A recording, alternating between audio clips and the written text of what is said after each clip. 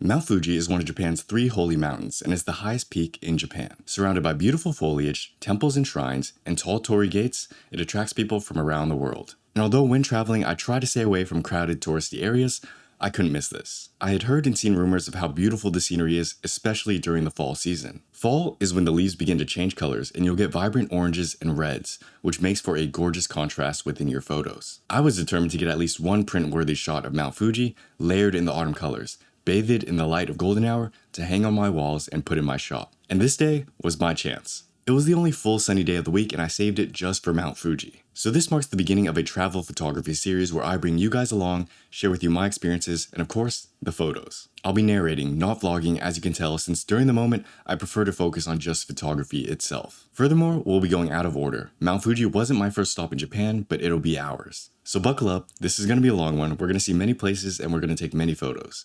Let's go.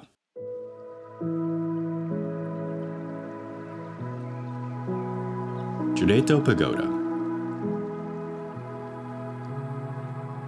Our journey begins in Tokyo. I'd been in Tokyo for about a week now and had more or less gotten used to the time difference. Going one way from Tokyo to Mount Fuji is a long 3 to 4 hour train ride, which is much more than I expected, and I did not want to do that twice. That time could be better spent drinking coffee, walking around, and eating good food. So I brought most of my gear with me, determined to get most of the shots I wanted to in one go. I had the Fujifilm X-T4 with the 18-55 as my main camera, with a CPL filter on the front. I needed the range on this one since I wanted to capture a variety of shots at different focal lengths and angles. I kept the X106 for casual shots, although I didn't really use it that much this day. And I even brought a tripod. This was the only time I brought it out in my entire month in Japan, and I only used it once. Morning came and I arrived at the Shinjuku station for my transfer. Finding a last-minute train to Mount Fuji was tough as many of the trains that showed up on Google Maps required a reservation, and most were sold out. So I had to run back and forth to find a rapid or limited express line via the JR Chuo line, which would take me to Takao, then Otsuki, then Fuji Yoshida. A few confusing transfers,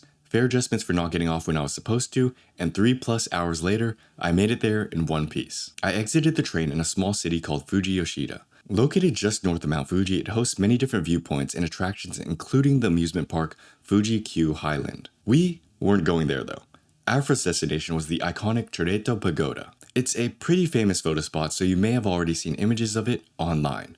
The mixtures of the pagoda in the foreground with a tall Mount Fuji in the background makes for some otherworldly images. I was debating whether or not to stop here first or save it for sunset, but seeing as it was on the way, I figured it'd be better to cross this off my list first and maybe come back later. Reminder that I didn't have all the time in the world, I wasn't staying in Fuji Yoshida, and this was my only day here. The pagoda itself is a short walk from the Shima Yoshida station. You'll pass by a few neighborhoods where the residents are probably tired of all the foot traffic. If you get lost, just follow the people around you. They likely know where to go. You'll know it when you reach the mouth of the entrance. It's marked by a long upward set of stairs that leads to a large red torii gate.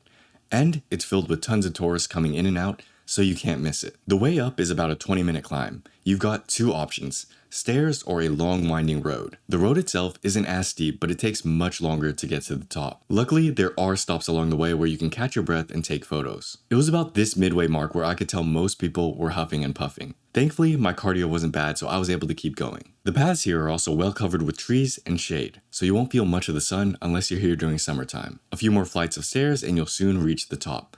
Again, you'll know it when you get there, it's filled with people. The moment I reached the top, I furiously started taking pictures. I tried to catch the pagoda from different angles, with and without Mount Fuji. You can tell the lighting was fairly harsh as I was there during midday, not golden hour. But thankfully, the colors weren't too bad, and we somehow made it work. Unfortunately, it was also a cloudy day, so the view of Mount Fuji was partially blocked. It wasn't terrible though. In many cases, I would have preferred a clear sky, but I think this added a bit of texture to the photos. So here's the shot, the one you probably see a bunch on Instagram. This angle in particular, you'll find early on in the seating area. If you go too far, it doesn't look as good. I believe I shot this at 23mm or 35mm APS-C. The pagoda is quite big, so you won't need to get very close. The real struggle was actually navigating around the people and trying to get a shot that didn't have tourists in it. So even at this time, the place was packed, and I could only imagine just how bad it'd be during sunset. So much of what I had to do was weave and take photos when spaces opened up. I'll admit, it did kind of suck to see just how packed this place was. Even above the normal walking area, there were people trespassing on the dirt of the hills, trying to get a better shot. So tired of the crowds, I took my photos and left. There were many other places to be. And on the walk down, I took as many photos as I could of Mount Fuji. I tried to frame it in as interesting of a way as I could to get a variety of shots. This meant finding pockets of daylight, wrapping the mountain in leaves of both green and orange, and getting as many versions as I could of that. Despite the harsh lighting and rough colors, I'm pretty happy with the results. I think this was more or less the best we could have done given the circumstances, and returning during golden hour was no longer an option. I had a good feeling it was going to be more crowded then, and I was not willing to fight that battle. So I went down the long flight of stairs and made my way to the next location. All things considered, I'd give the chureito pagoda about a 7.3. Not bad, but not spectacular, especially when compared to the hype. Honcho Street. Walking down the stairs of the pagoda, I went to hunt for a coffee shop. I'd spent the whole morning without coffee, and although I no longer really get coffee withdrawals, I still wanted some. Plus, I just needed a place to relax, chill out, and plan my next move. Luckily, the shop I found was close by to another popular Fuji spot, Honcho Street. People love it because of its tall gate entrance and the background view of Mount Fuji. The scaling of the mountain mixed in with the retro Japanese aesthetic gives almost a fantasy-like viewpoint. But I was in no rush. I took my time drinking my coffee and even had a little matcha cake loaf before I continued exploring. As I walked around, I found myself appreciating the little things of Fuji Yoshida. Normal stuff like houses, neighborhoods, and residential areas. It was a stark contrast from the crowds of the landmark tourist spots, and I liked the piece. The architecture itself I found interesting because it was older, weathered, and tenured, as opposed to the more modern, almost futuristic aspects of Tokyo. I enjoyed photographing these streets as it added a wider understanding of the town than simply the famous attractions. Once I reached the entrance of Honcho Street, I was met by a large, tall entrance gate, Kanadori. There were a few people already taking pictures, but nothing like the crowded mess of the pagoda earlier. I snapped a few shots, but surprisingly, the 18mm APS-C on my lens wasn't wide enough to capture the whole gate, so I had to back up to properly get it all. Furthermore, the streets were crowded with cars as it was early afternoon, and the sun was pretty strong. Again, a better time to come would have been during sunrise. Then you could capture an empty street with Mount Fuji in the background with the more even and pretty lighting. But a sunrise photo session was beyond me. Even if I was staying overnight, I would rather go somewhere else for a sunrise photo session. So I kept walking down the street, hoping to get a better angle of Mount Fuji in the background. It was a pretty neat street, but after about 15 minutes, I quickly realized there was nothing more in that direction. Based on the spot and the amount of effort it took to get there, I'd give this street about a 6.9. It's nice, but not interstellar, and definitely nicer on the internet. So I turned around and went to look for some food. Public transit in the city is much more sparse than in Tokyo, obviously.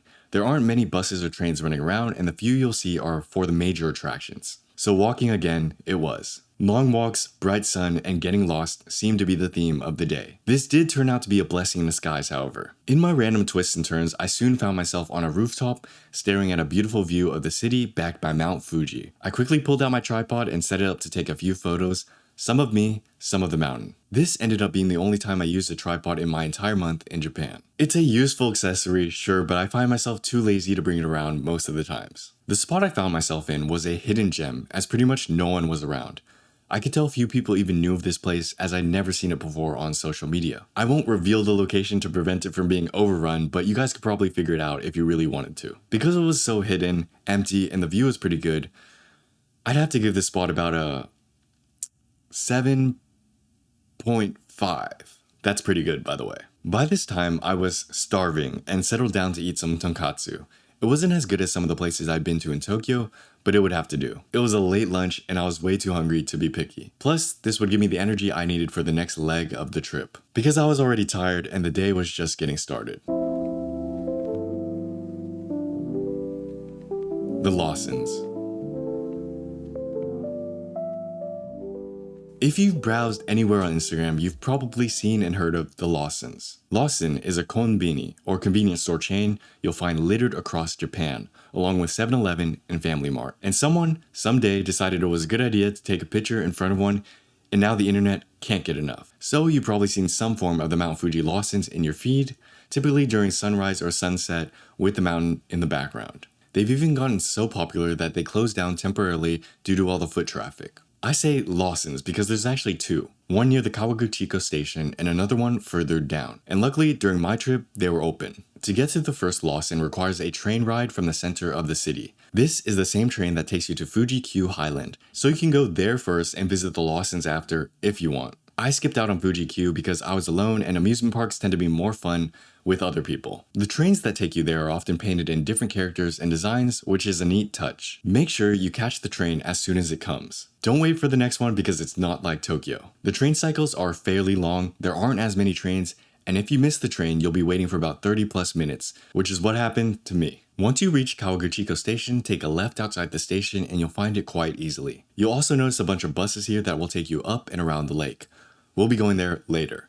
When I arrived, it was mid-afternoon, so I shouldn't have been surprised, but it was packed. There were mainly tourists and foreigners taking photos outside the Lawson, which made it impossible to get an empty shot of the place. You definitely have to come during sunrise on this one. So I did what any street photographer would do and took photos of the people taking photos. If I couldn't get the shot I wanted, I was gonna get something as equally interesting. And it was kind of funny seeing how far people would go for an Instagram photo or selfie. I mean, I get it looks nice, but at the end of the day, it is just a mart in front of a mountain. And there were plenty more nicer views in the area. So these crowds made it, in my opinion, one of the more overrated photo spots in Japan. And if I'm being honest, I'd give this photo spot about a 4.9. It's probably pretty cool if you come at the right time, but it's overhyped on social media and overrun by tourists. I skipped out on the second Lawson, but saw it on the bus back from the lake, still filled with people taking photos. The sun had already gone down, the blue hour wasn't really there, you couldn't see much of Mount Fuji anymore, and yet people were still posing away. In some ways, you gotta respect it. Anyways, I took my photos, got out, and moved to the next spot, eager to move on. Lake Kawaguchiko.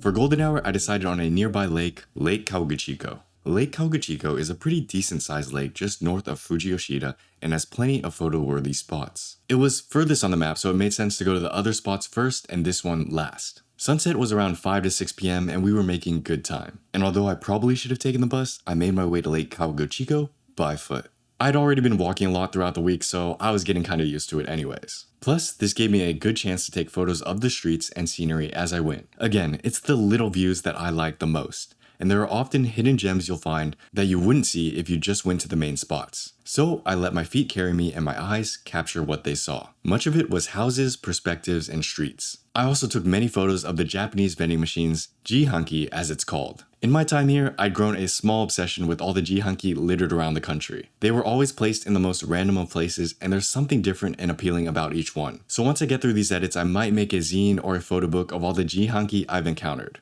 I think it'll make for a nice book. Anyways, after about a 20-minute walk, I finally reached my destination, Lake Kawaguchiko. By this time, the sun was starting to lower, its golden hue lighting the land around me. I had roughly 45 minutes to get to another good spot for golden hour, so I had to hurry. I quickly started taking photos of the lake, and everything about the colors and the contrast felt perfect. I especially liked these shots of the lake, with and without the duck boats in the background. Combined with how little people were here and how little expectations I had about this random photo spot, I'd give it a pretty big score. 7.5. Not otherworldly, but pretty awesome given the circumstances. Now, I should note that in my time here, I didn't have an actual spot in mind for this autumn Mount Fuji shot I wanted. I just knew I wanted Mount Fuji with some sort of autumn colors. But to find that, it was beginning to look like a gamble since there were so many picturesque spots I could have gone to. But again, I only had one chance as I wasn't going to make another day trip. Plus, the lake itself proved much bigger than I expected. There were a multitude of checkpoints around the lake, including a Fuji ropeway, and any of them could have been the perfect spot. But the spot I picked was going to be the spot I got. Once you're at a certain location, there's no moving to another. It'll simply take too long and you lose the lighting and colors you've been waiting for. So I had to test my luck. After getting on the bus and going the wrong way once, I hopped on another one and made my way around the lake. Each bus was packed as if every single tourist was going to the same spot, and there were only a few buses circling the lake. Many times I wanted to get off and take photos, but I resisted the temptation, determined to wait for the very last stop, Oishi Park. Oishi Park. Oishi Park is the final stop on the bus that circles Lake Kawaguchiko. Oishi means tasty or delicious in Japanese, so Tasty Park it is. And the very moment we arrived, I knew I made the right choice. I just had that feeling. Upon exiting the bus, I saw a bunch of people waiting in line to go back, which confused me since I could tell the light was just getting good. I peered over to look at the lake and saw a decent crowd of people. I started to worry whether or not I'd be able to get a good shot. Visiting the pagoda and the lawsons earlier was already a struggle and I didn't want to fight. But what choice did I have, really? So I took a quick bathroom break and made my way over to the edge of the lake. And there it was, Mount Fuji in all its glory, parted by the blues of Lake Kawaguchiko, met with the pinks, oranges, and reds of the fall foliage that had finally changed colors. It was perfect. The entire day I'd struggled to find something that resembled the fall foliage. I'd come to Japan just a tad bit too early. If I came a few weeks later, many more of the leaves would have changed colors. So I was getting a few orange trees here and there, but nothing that would massively resemble what you think of when you thought of fall. But here, littered for tens of yards, were a variety of bushes that had indeed turned colors. They weren't trees, but that's okay. Pinks, oranges, reds, you name it. Coupled with the blues of the lake and the sky that cast over Mount Fuji, it made for the perfect blend of vibrant colors. And after looking closer, it seemed like these bushes were gardened with the intention of looking this nice. But I didn't care. I'll take what I could get at this point, and it was much more than I expected. So, my adrenaline pumping, I ran around left and right trying to get the shot at the right focal length and angle. I wanted the perfect combination of plants in the foreground, lake in the midground, and Mount Fuji in the background. But of course, it was hard to know which would look better later, so I took as many different shots as I could of different colors, shapes of foliage, and combination of subjects. This hour was a golden mess. Not only was I hustling to get the shot, but many other people were as well. I had to dodge the crowds to get a shot without people in it, as well as not get in the way of other people's photos. But it was 100% worth it. These two shots in particular I found very print-worthy. I like the contrast of the pinks and blues, and the shape of this bush is very nice. Later, these photos I took with the little ball bushes also made their way up the list. I found that having a multitude of subjects in the foreground adds a bit more depth to the image, while the previous ones looked a bit more two-dimensional. But each one has an appeal of its own, so I find both satisfying. Now, if you look closely, you can tell there's a small cloud hanging around the top of Mount Fuji. Initially, I didn't like this because it got in the way of an otherwise clear view of Mount Fuji. But as I looked closer, I realized it kinda looks like a mustache, and that made it very fun in an unexpected way. As I went around playing with different angles and bushes, a small fishing boat pulled in. At first, I was worried it'd get in the way of the shot, but it stopped in the perfect spot. It found its way to a gap in the water, which served as a break between the mountain and the foreground. And I instantly recognized how much better the shot was with this new element in the photo. It reminded me of another photo I took at a Tokyo firework festival just a few days earlier. So quickly, I tried to recreate the same shot as earlier, just with this new subject. And I think that was enough to take an already print-worthy photo to the next level. The shots from before weren't bad, they're pretty good actually. But simply by adding this one small subject here makes the shot so much better. I've got the depth from the autumn bushes in the foreground, which I left slightly out of focus to softly roll in. I've got Mr. Mount Fuji with his mustache in the background, and I have the fisherman in the middle, filling in this space to the left and balancing the peak of Mount Fuji on the right. I got the photo. The photo I'd spent all day searching for but was unsure I'd get. The photo I'd commuted 3.5 hours for and did not want to do a second round. The photo that made this entire trip worth it because it was something I fantasized about getting from my bedroom window. As you can tell, this was the shot I decided to print and put up on the wall behind me. There are a few minor things I need to clean up, but otherwise I'm really happy with it. If you'd like one for yourself, it'll be available as a print in my shop. These are premium satin prints, perfect to put up on your walls and in your rooms. I also made some shirts, really because I wanted one for myself. This is the Mount Fuji or Fuji-san shirt. It features the lettering on the front and a landscape shot on the back. I wanted to use the vertical version on the back. Trust me, but printing complications made it hard to do so. But for this design, I think the landscape one looks pretty great as well. The shirts will only be here for a limited time in limited quantity. It'll end whenever we sell out or whenever the Japan videos are done, whichever comes first. You can grab the print and shirt in the links and shops down below. Again, thank you as always for the support. So as golden hour began to fade, I took a few more shots to end the day. I was thinking about staying for blue hour, but to be honest, I was already tired and ready to go back. I still had a 3.5 hour train ride ahead of me. So I took a few closing shots which were ironically perfect in their own way. The clouds around Mount Fuji had cleared up and the lighting had gotten warmer. This allowed me to edit the photos to a different color scheme and aesthetic as opposed to the previous ones, which gave it a warmer, lighter, and fluffier look. It's very interesting how just 10 minutes can change a photo entirely. These are my two favorite shots of the day and I like them for different reasons. Comment down below and let me know which photo from today you liked the best. Now, despite there being a ton of tourists, the view from Oishi Park was so good, I have to give it a high score. And of course, golden hour played a big role here, but this is a purely subjective score that doesn't mean anything anyways. Plus, we got the shot that made the whole day worth it, so I'm giving this spot a whopping 8.5. That's really high, by the way. As I took the bus back, I couldn't help but take a few more shots of the lake through the window. I was on a high from golden hour, and although some of the photos weren't that great, it helped to pass the time. I passed by the Lawsons once more. It was dark, but people were still scrambling to get their shots in. And finally, we reached Kawaguchiko station, which meant only a 3.5-hour ride back home. It was a long day. I'd done so much, and I was ready to tuck in and die. But again, it was 100% worth it. I could finally sleep well knowing I got what I came here for. Thank you for joining me on this photography day trip. I hope you found it enjoyable or valuable in some way. Comment down below your favorite shot of the day and stay tuned for the rest of the Japan videos. They're going to be great. Thanks as always for watching. Have a wonderful rest of your day. I'll see you next time. Peace.